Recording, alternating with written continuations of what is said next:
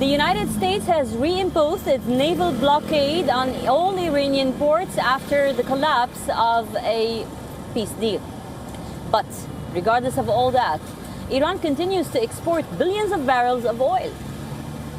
It is known as the Shadow Fleet, one that operates and exports, challenging the US sanctions. In the next report, we bring you all the details. How's Iran exporting its oil? Take a look.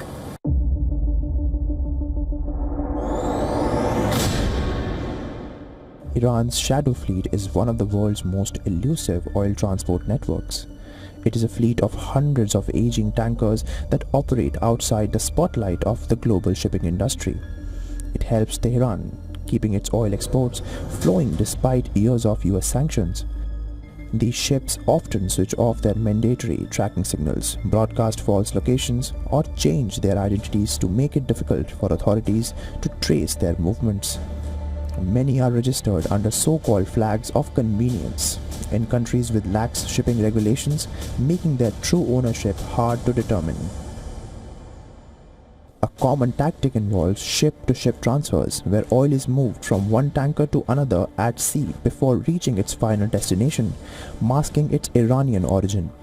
The Shadow Fleet emerged as a direct response to US sanctions on Iran's energy sector.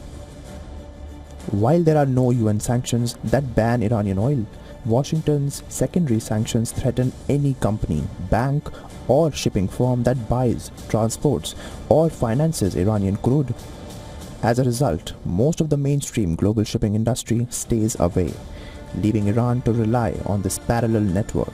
The biggest destination for Iranian oil is China. Analysts estimate that China imports around 1.4 million barrels of Iranian oil every day, often through small private refineries. The oil is frequently relabeled as coming from countries such as Malaysia or Indonesia, helping avoid the spotlight of US sanctions. But the Shadow Fleet isn't just a sanction story.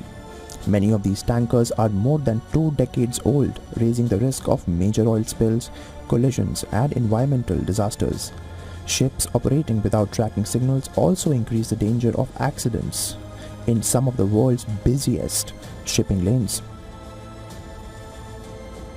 Now, with Washington reimposing its naval blockade of Iranian ports, the US is stepping up its effort to intercept these vessels, sanction their operations, and disrupt the network that has kept Iran's oil trade alive.